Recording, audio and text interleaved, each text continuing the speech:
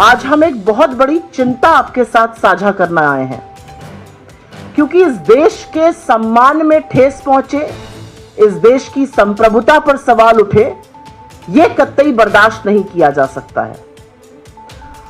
आज प्रधानमंत्री नरेंद्र मोदी की विफल विदेश नीति, कंप्लीटली फेल्ड फॉरेन पॉलिसी के कारण इस देश का दुनिया में अपमान हो रहा है। कनाडा जैसा देश हमें G7 का इनवाइट नहीं भेजता है।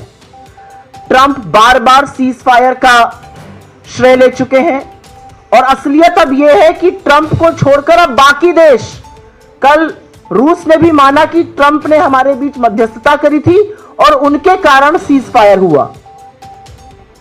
यह भी सच है कि हम दुनिया में अलग थलग पड़ गए हैं और हमारे जो सदाबहार दोस्त हैं, जिसको all weather friend and allies कहा जाता था, वो हमसे किनारा कर रहे हैं और बड़े बड़े देश आज हमारे दुश्मन मुल्क के खेमे में खड़े हुए नजर आ रहे हैं।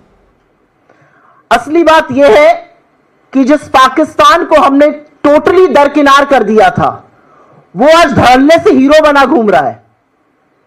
उसको विश्व के तमाम मल्टीलैटरल एजेंसीज में प्रतिनिधित्व का मौका मिल रहा है, वो संयुक्त राष्ट्र में कमिटियों का चेयरपर्सन बन रहा है। असलियत यह है कि उसको मल्टीलैटरल एजेंसीज एक के बाद एक आर्थिक सहायता दे रही हैं और हम कुछ नहीं कर पा रहे हैं।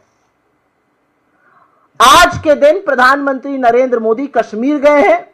यह अलग बात है कि वो पिछले 45 दिनों में उन्होंने एक बार भी कश्मीर की ओर झांका तक नहीं। अब फीता काटने वो कश्मीर पहुंचे, लेकिन जब वो वहां पर भाषण देंगे तो इस देश के मन में बहुत सारे सवाल हैं और उन सवालों को उठाना हमारा काम है, क्योंकि यह वाकई में एक दुखद बात है कि 11 साल सत्ता में रहने के बाद, 90 से ज्यादा देशों की सैर करने के बाद, हमारी विफल विदेश नीति के चलते हमें हासिल कुछ भी ठोस नहीं हुआ है।